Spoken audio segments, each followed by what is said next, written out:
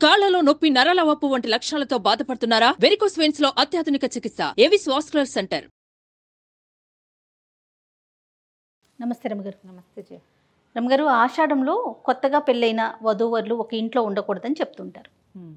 అలానే అత్తాకోడలు కూడా గుమ్మాలు దాటకూడదని, అల్లుడు అత్తయ్య కూడా గుమ్మాలు దాటకూడదు, ఇలాంటివి వింటూ ఉంటాం కదా. దీనికి ఏదైనా ముఖ్యమైన కారణం ఏమైనా ఉందంటారా? 2 కారణాలు ఉన్నాయి. అది ఈ రోజులకు సంబంధించింది ఒక కారణం కదా. కావును, ఒక కారణం ఈ రోజులకు కూడా సంబంధించింది, ఓ కారణం పాతకాలానికి సంబంధించింది. జ్యేష్ఠ మాసంలో వివాహం అయింది, ఆషాఢ మాసంలో భార్యాభర్త ఒక దగ్గరే ఉన్నారు. అమ్మాయికి ఆషాఢంలో నెల తప్పితే ఎప్పుడు డెలివరీ అవుతుంది? మంచి వేసం కాలంలో పురుడు వస్తుంది. పెళ్ళైన నెల 2 నెలల్లో కన్సీవ్ అవ్వడం సహజమైన సంగతే కదా.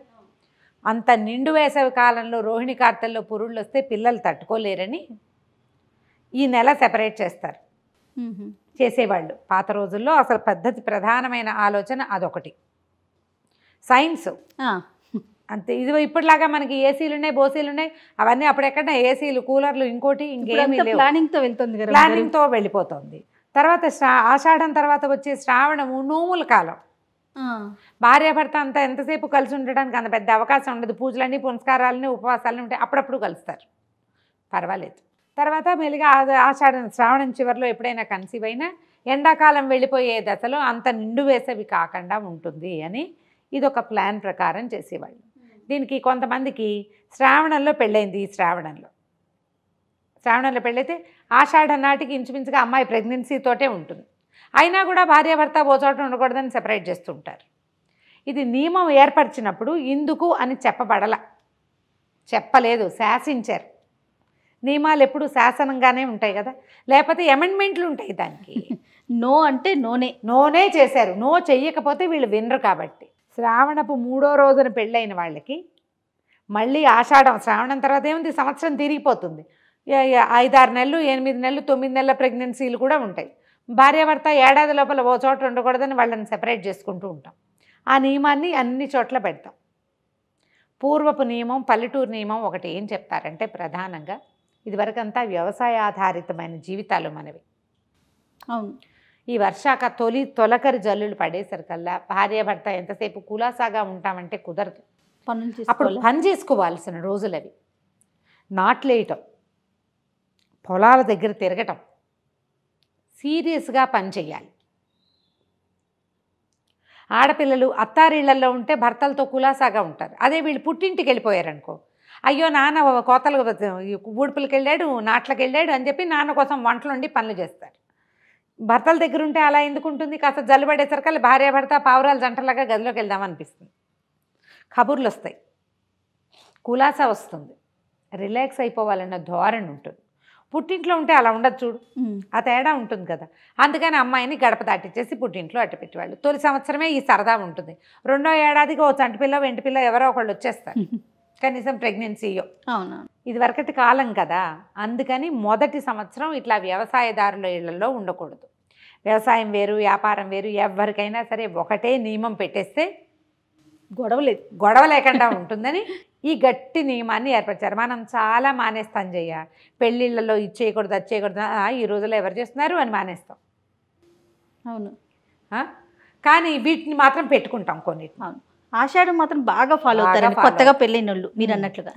ఏవో కొన్ని ఉంటాయి భయాలు, అనుమానాలతోటి. ఏదైనా కలిస్తే భార్యాభర్త ఏదో పిల్లలు సరిగా పుట్టరని ఆ భయాలు ఉంటాయి. అలాంటిది కాదు, నిండు వేసవిలో డెలివరీలు అవుతాయని, తర్వాత ఇలా అవుతుందని. ఇందులో అత్త కోడళ్ళు, అత్త అల్లుడు గడప దాటకూడదు కాదు, ముఖ్యంగా భార్యాభర్తకి మెయిన్. దీన్ని ఏం చేశారంటే క్రమంగా కాలక్రమంలో ఎవరి ఐడియాలజీ వాళ్ళు పెడతారు కదా. అత్త అల్లుడు గడప దాటితే అత్తకి మారకం లేదా అల్లుడికి ఏదో అవుతుంది, అలాంటి భయపెట్టింది వినం కదా మనం. మనం వినకపోవడం అనేది చాలా పెద్ద ఇష్యూ. అందుకని ఏం చేసేవాళ్ళు, వచ్చి పుట్టింటి వాళ్ళు ఆషాఢం వస్తూనే అమ్మాయిని తీసుకెళ్ళి వాళ్ళు అల్లుడికి ఆషాఢ పట్టి ఇచ్చేవాళ్ళు. పెళ్ళాన్ని తీసుకెళ్ళిపోతున్నారని అల్లుడు అలక్కండా ఆషాఢ పట్టి ఏదో అల్లుడికి ఓ వస్తువులు కొనిపెట్టడము, సామాన్లు కొనిపెట్టడం, సరదా ఏదో ఓ సైకిల్ కొనిపెట్టేవాళ్ళు. పాత రోజుల్లో చదువుకునే అల్లుళ్ళు అయితే చదువుకునే వాళ్ళు కదా. పెళ్ళిళ్ళు అయ్యాక కూడా, ఇప్పుడు మానేసాం కానీ ఇప్పుడు అన్నీ సెటిల్ అయితే కానీ పెళ్లి చేసుకోకూడదు. అప్పుడేముంది, పెళ్ళిళ్ళు చిన్నప్పుడు చేసేవాళ్ళు, అబ్బాయిలు చదువుకుంటూ ఉండేవాళ్ళు, అమ్మాయి పుట్టింట్లో ఉంటూ ఉండేది, సెలవులకు వచ్చేవాళ్ళు. నిజంగా అలా జరిగేది జయ. పెళ్ళిళ్ళు అయ్యాక చదువుకున్న వాళ్ళు ఇప్పుడు మా పెద్ద బావలే ఉన్నారు అట్లా, అలాగే చదువుకునేవాళ్ళు. అబ్బాయి సెలవులప్పుడు వచ్చేవాడు, ఒకసారి అమ్మ వాళ్ళకి వెళ్ళి కనబడి తర్వాత అత్తారింటికి వెళ్ళేవాడు. లేదా అబ్బాయి సెలవులకు వస్తాడు, అమ్మాయిని పంపండి అంటే కోడలు వచ్చి ఇప్పుడు అత్తారింట్లో ఉండేది. అలా ఉండేది. అసలు మీకు ఊహకు కూడా రాదు అట్లాంటిది. అమ్మ నాన్నని పోషించుకునేవాళ్ళు పిల్లల్ని. పెళ్ళైనా కూడా మరి పెళ్ళైనా అంటే పెళ్ళి నీకు 10 ఏళ్లకే పెళ్లి చేస్తే పోషించకేం చేస్తారు చిన్నపిల్లాన్ని? అత్తవారింటికి ఏం పంపుతారు? ఎలా పంపిస్తారు? పిల్లని పోషించుకునేవాళ్ళు, అల్లుడిని పోషించుకునేవాళ్ళు, అల్లుడి చదువుకి డబ్బులు పంపించేవాళ్ళు. లేదా తండ్రులే పిల్లల సెటిల్మెంట్ అంతా అయ్యేదాకా నాన్నలే చూసుకునేవాళ్ళు. ఎన్ని మార్పులు వచ్చాయి రమ్మగారు? చాలా మారిపోయింది. అసలు మీకు ఊహకు కూడా రాదు. అది మీకు తెలియదు కదా. నాకు తెలుసు పెళ్ళిళ్ళు అయ్యాక కూడా చదువుకున్న మా కజిన్ బ్రదర్స్ని నేను చూశాను బాగా చిన్నప్పుడు. ఇప్పుడు చదువుకొని సెటిల్ అయ్యాక అప్పుడు కాపురానికి పంపించేవాళ్ళండి. అంతే, కాపురాలకి పంపడం అంటే ఒక ప్రత్యేకమైన వ్యవహారం అది. అబ్బాయి చదువు అయ్యాక వారు ఏదైనా ఉద్యోగంలో ప్రవేశిస్తానో లేదా ఉద్యోగాలు లేవు, పౌరోహిత్యము, అబ్బాయి చదువంతా అయ్యేదాకా పిల్లల్ని పుట్టింట్లో ఉంచేవాళ్ళు. అప్పుడప్పుడు పండగలప్పుడు అప్పుడు పంపేవాళ్ళు. ఏదైనా అనధ్యయనాలు అవి ఉంటే పంపించేవాళ్ళు. చూపుగా వెళ్ళి రావటమే అంతే. ఇలా ఎంతసేపు మొగుడు పెళ్ళాం ఒక దగ్గరే ఉండటం పాత రోజుల్లో ఉండేది కాదు. చాలా కాలం సపరేట్గానే ఉండేవాళ్ళు. కాదరమ్మ గారు, ఇవాళ రేపు పెళ్ళి కాకముందే ఇల్లు చూసుకొని అన్నీ కొనుక్కొని అప్పుడు పెళ్ళి అవుతుంది. పైగా ఇప్పుడు అత్తగారు లేకపోతే భార్యాభర్త ఒకచోట ఉండొచ్చు ఆషాఢంలో అన్నది కూడా ఒకటి వచ్చింది. అవునండి, అవును. అసలు అది పెట్టింది ఎందుకు అంటే ఇందుకు. అందులో అత్తగారికి ఏ సంబంధము లేదు. అత్తగారికి మారకాలు అవి లేవు. ఓన్లీ భార్యాభర్తలకు అత్త కోడళ్ళు, అత్త అల్లుడు కాదు, వైఫ్ అండ్ హస్బెండ్కి సంబంధించిన వ్యవహారమే ఇది. కానీ కొన్ని మన ఇష్టానుసారంగా భలే మన వీలు వెంబడి మార్చేసుకుంటాం. పిల్లలు బొంబాయిలో ఉంటారు, ఆషాఢం అయితే ఏమిటి వాళ్ళ అత్తగారు వాళ్ళతో ఉండదుగా, వాళ్ళిద్దరు అక్కడే కలిసి ఉంటారంటారు. అవును అవును. ఉద్యోగాలు చేసే వాళ్ళని కూడా ఇలాగే మాట్లాడుకుంటారు. మనకు ప్రధానమైంది ఈ పాయింట్. ఓకే, తర్వాత మన ఇష్టం. ఆచారం అయితే అలా చెప్పబడింది, మన పద్ధతి. ఇప్పుడు ఇది ఎందుకు అనే దానికి ఆన్సర్ చెప్పాను. తర్వాత మన ఇష్టమే కదా జయ. అంతే కదండి. ఇప్పుడు ఒక ప్లాన్ చేసుకొని ఇప్పుడు ప్రెగ్నెన్సీ తెచ్చుకుందాము అనుకొని ముందుగా ప్రీ ప్లాన్డ్గా వెళ్తున్నారు కదా. ఇప్పుడు ప్లాన్ వేరు. 3 ఏళ్ళు ప్లాన్ చేస్తాం, తర్వాత పిల్లల్ని కంటాం. లేదా పెళ్ళైన ఏడాది లోపలే పిల్లలు కావాలి, లేకపోతే కెరీర్ అంతా అయ్యాక చేస్తాం. 5 years తర్వాత ప్లాన్ చేస్తాము. అంతా ప్లానింగే కదా. పాత రోజుల్లో ఇలా ఎక్కడ ఉండేది? అప్పుడు పెట్టిన నియమం కదా. దాంట్లో నుంచి ఆషాఢం అల్లుడు అలాంటి సినిమాలు కూడా, కథలు కూడా ఉంటూ ఉండేవి ఇది వరకు. ఆషాఢంలో కోమ వెళ్ళిపోతే అల్లుడు వంట చేసుకోలేకపోవటం, వాటి మీద కూడా కథలు రాస్తూ ఉండేవాళ్ళు. ఆషాఢ పట్టికి ఏం పెట్టారు అని. తర్వాత అత్తవారు ఆషాఢ పట్టి పెడతారా, కోడలికి శ్రావణ పట్టి పెట్టేవాళ్ళు. శ్రావణ మాసంలో కోడలికి సామాన్లు తేవటం, ఏమైనా వెండి సామాన్లు అవి తెచ్చిపెట్టడము, అమ్మాయికి ఏదైనా అంటే వరలక్ష్మి వ్రతానికి కాసులు చేయించడము, ఒక నగ చేయించి పెట్టడం. అత్తవారింటి వారు శ్రావణ పట్టి ఉంటుంది. మొదటి సంవత్సరమే, ఫస్ట్ సంవత్సరమే, మొదటి సంవత్సరమే ఈ వరలక్ష్మి వ్రతం చేయించడము, అత్తగారు వచ్చి వ్రతం చేయించడం, అమ్మ వాళ్ళు వచ్చి వ్రతాలు చేయించడాలు అవన్నీ ఉంటాయి కదా. అప్పుడు చేయించేవాళ్ళు. ఆషాఢ పట్టి, శ్రావణ పట్టి, 2 పట్టీలు అవి ఉంటుండేవి. ఇప్పుడు మనకి పట్టీలు లేవు, ఏమీ లేవు. ఎప్పుడు ఏవి కావాలంటే కొనేసుకుంటున్నాము. ఎప్పుడు కావాలంటే అప్పుడు ఆన్లైన్ ఆర్డర్ చేస్తే అన్నీ ఇంటికి వచ్చేస్తాయి. కాలం మారిపోయింది చూడు. అవునండి కదా.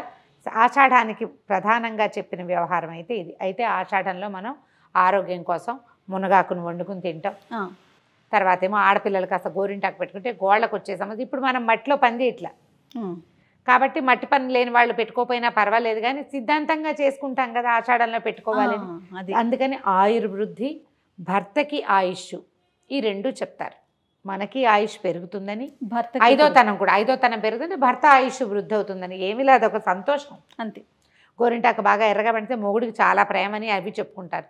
తాంబూలం వేసుకుంటే 4 పండితే అబ్బో వీళ్ళ ఆయనకి ఇదంటే చాలా ఇష్టం. గోరింటాకు ఎంత బాగా పండితే అంత మంచి మొగుడు వస్తాడు అవి చెప్తారు.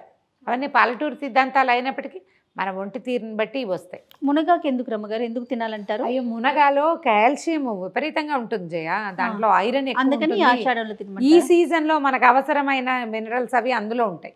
ఓకే, రోగ నిరోధక శక్తిని పెంచుతుంది మునగ. ఇప్పుడు అవసరం కాబట్టి. ఇప్పుడు అవసరం. ఆషాఢంలో ఆదివారం నాడు మునగాకు వండుకుని తినాలి. పెసరపప్పు మునగాకు చేసుకుంటాం కదా. అవును, చేసుకుని తినేయటమే చక్కగా. నమస్తే రమ్మగారు. నమస్తే జయ.